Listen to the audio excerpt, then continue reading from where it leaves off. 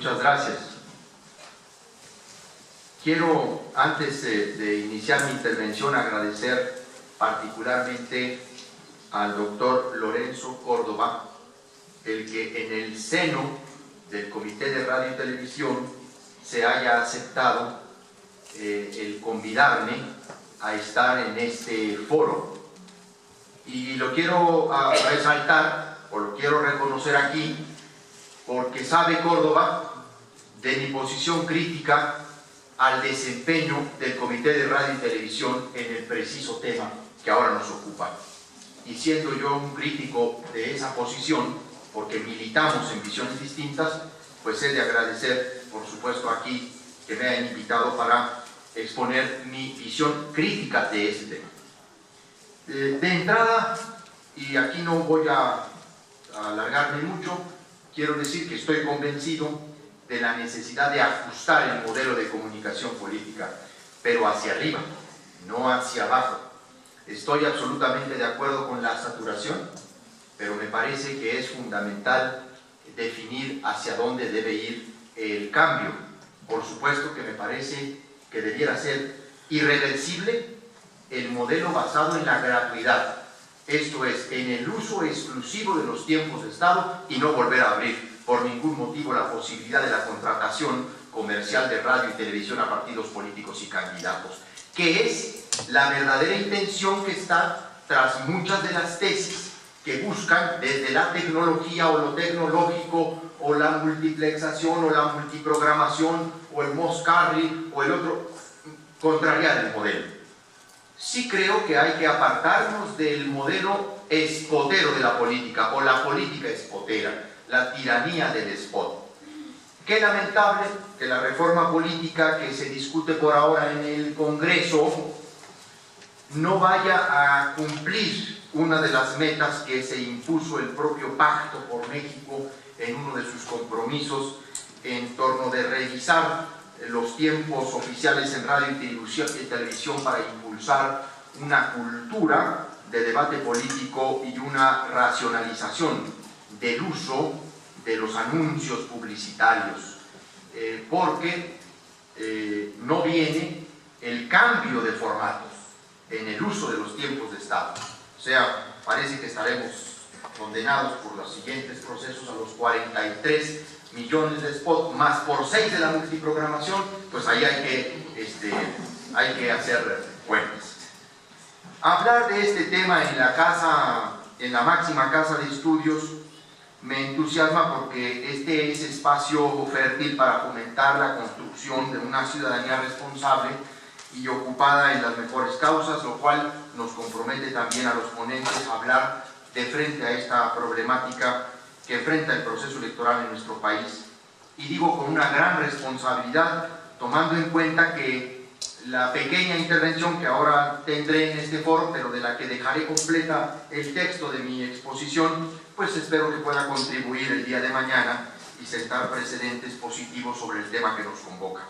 Yo quiero recordar que uno de los elementos fundamentales de la reforma electoral del 2007 fue la prohibición a partidos políticos y particulares para contratar propaganda en radio y televisión, para hacer proselitismo a favor o en contra de partido o candidato, aún fuera de los periodos electorales. Esto implicó un cambio radical en el modelo de comunicación política de nuestro país. La contratación de tiempos en los medios electrónicos de comunicación redituaban jugosas ganancias para los concesionarios. Por ello fue que durante la reforma se emprendieron una serie de descalificaciones a la misma a través de espacios noticiosos y editoriales, siempre bajo los argumentos de la libre empresa y de una malentendida libertad de expresión, aunque en numerosas ocasiones los concesionarios han querido negar que la razón de su postura negativa a la reforma proviene de las ganancias económicas que le generaban las campañas políticas. Algo más doloroso para las empresas de radiodifusión fue que las fuerzas políticas se unieron para quitarles una moneda de cambio, como lo eran las tarifas diferenciadas a partidos políticos a cambio de favores políticos y legislativos a las empresas. Según el sapo, era la pedrada. Ante esta prohibición se estipuló que los partidos accederían a la radio y la televisión a través de los tiempos oficiales o tiempos públicos, compuestos por tiempos de Estado y tiempos fiscales. Es importante comentar que los tiempos fiscales son una forma en que los medios de comunicación electrónicos le pagan al Estado por la explotación de uno de los recursos finitos más importantes de la nación, que nos pertenece a todos, el espectro radioeléctrico. De tal manera que el uso de estos tiempos no es un regalo de los medios de comunicación electrónicos a los partidos políticos ni al proceso democrático, sino un derecho para la nación y una obligación para los medios. Después de la reforma, el IFE se convirtió en la única autoridad facultada para administrar los tiempos oficiales en los periodos electorales. Pero no solo eso, se le facultó para sancionar las violaciones a los preceptos de acceso a los medios de comunicación con fines electorales.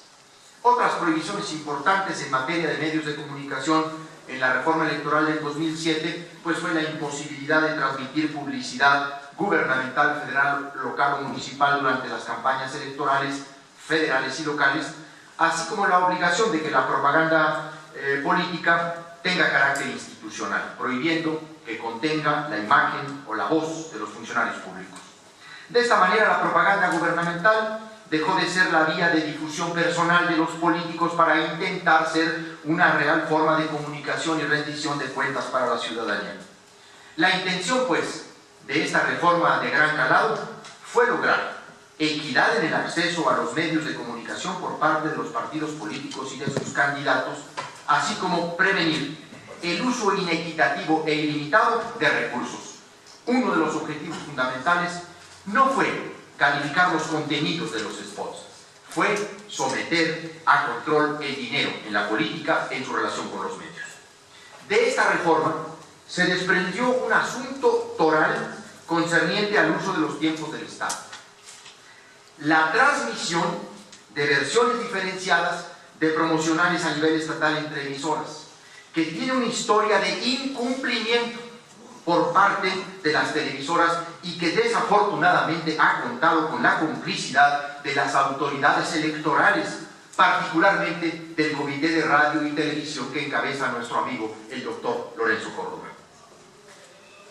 Lamentablemente, no se ha ejercido la facultad de sanción sobre quienes, bajo estrictas motivaciones económicas, han colocado pretextos técnicos para desafiar lo que de manera clara se ha plasmado en el artículo 41 de la Constitución. Cambios sí al modelo de comunicación política, pero primero su cumplimiento en las bases fundamentales del actual. Si bien en los primeros años de la puesta en marcha del nuevo modelo de comunicación política, el debate se centró en si las principales televisoras debían o no permitir que cada concesión de televisión difundiera promocionales políticos a nivel local, bloqueando la pauta nacional, el cual concluyó que sí, que todas las emisoras, repetidoras o no, están obligadas a bloquear y diferenciar contenidos. No obstante, a inicios de este año, el debate se abrió nuevamente. Mientras que los líderes de los partidos políticos y el Congreso de la Unión avanzaron con una histórica reforma constitucional de las telecomunicaciones, la radiodifusión y la competencia económica, que esencialmente recupera la rectoría del Estado en el sector de los medios de comunicación, en el Comité de Radio y Televisión del IFE y en su Consejo General se echaron para atrás frente al poder del duopolio de la televisión, que logró imponer su modelo de cumplimiento de la Constitución y la ley por etapas, en abonos. Ciertamente ha sido penoso que en un momento crucial de la reconstrucción de la soberanía del poder del Estado frente a los poderes fácticos, particularmente de la televisión, una instancia del IFE y el IFE haya mostrado tal debilidad. En este sentido, el Comité de Radio y Televisión del IFE propinó un revés al modelo de comunicación política que es, a su vez, un atentado al derecho a la información de los mexicanos.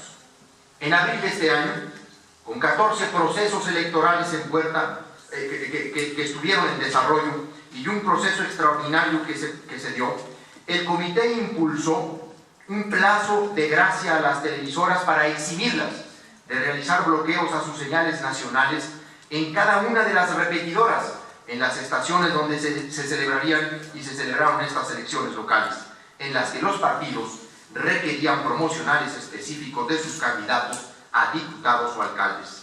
A manera de referencia, en Baja California hubo elección de gobernador, mientras que en los 13 estados restantes hubo de Congreso y municipios. Pero las televisoras impusieron que en sus canales nacionales dentro de una entidad federativa el spot fuese el mismo en todas sus repetidoras. Ello generó uno de los mayores absurdos de los últimos años en la estrategia de los partidos: colocar anuncios de algunos candidatos a alcaldes que se vieron en todo el estado, con la confusión que ello genera, pues los canales nacionales de Televisión Azteca y Televisa son los de mayor rating en casi todas esas zonas geográficas de cobertura. Esto resulta penoso y paradójico a la vez, porque mientras que la reforma en materia de telecomunicaciones llevó al apartado de fracción cuarta del artículo 6º de la Constitución la prohibición de transmisión de publicidad o propaganda presentada como información periodística o noticiosa como base constitucional para poder sancionar el mercado negro de la información, desde el Comité de Radio y Televisión del IFE se alentó esa práctica con la decisión de circunscribir a los bloqueos de los pautados de transmisión por entidad federativa a una orden de transmisión de cobertura estatal, salud, y no por cada una de las estaciones de radio y o televisión, como dice la Constitución. Porque es claro que exentar de bloqueos a las emisoras de señales nacionales en zonas de cobertura geográfica local, lo único que provoca es que los candidatos a alcaldes o a diputados de cualquier partido burlen la reforma electoral del 2007 a través de hacerse de espacios a como de lugar, incluida la compra de entrevistas. En mi calidad de consejero del Poder Legislativo ante el Consejo General del IFE, acudí al Tribunal Electoral del Poder Judicial de la Federación para apelar la resolución en comento, que el 28 de mayo aprobó la mayoría de los consejeros electorales, con la honrosa excepción del consejero Alfredo Figueroa.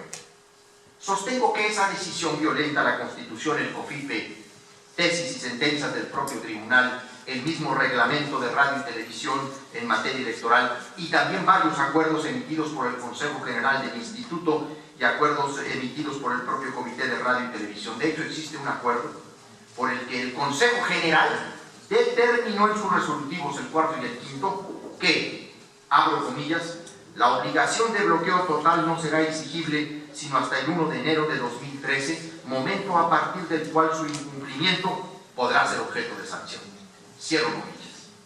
Ahora, hay que decirlo, estamos peor, porque para justificar de nueva cuenta la dispensa legal, el Comité de Radio y Televisión ha emitido criterios de aplicación general que contravienen lo estipulado en todos los acuerdos anteriores y ha hecho una mezcolanza de criterios regresivos que darán pretexto a los concesionarios para seguir incumpliendo el modelo en lo que se refiere a pautas diferenciadas.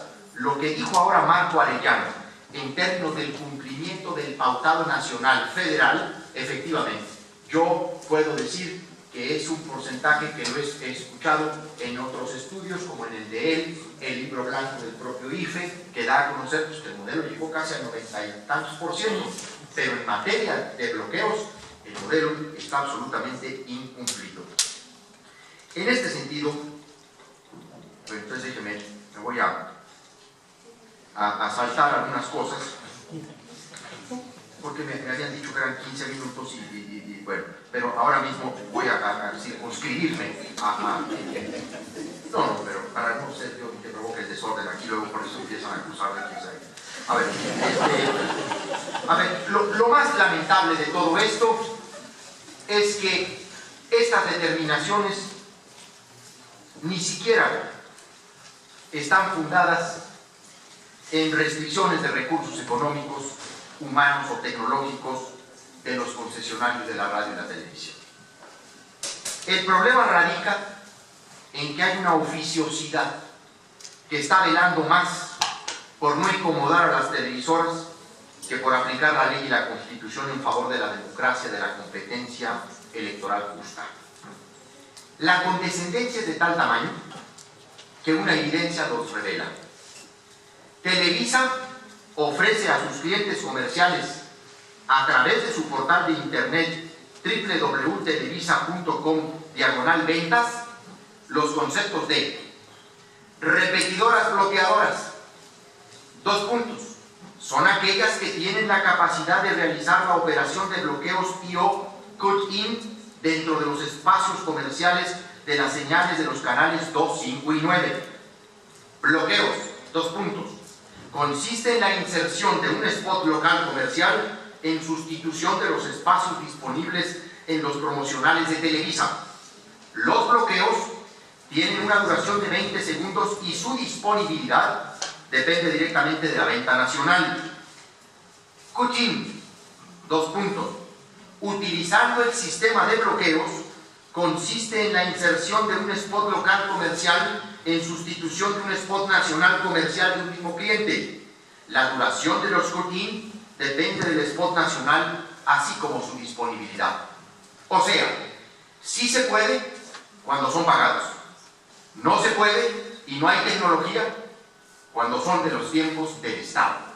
Ese es el absurdo al que hemos llegado. El tiempo se me ha agotado, pero pondré a disposición de los presentes el texto completo de mi intervención en mi página de internet. Muchas gracias.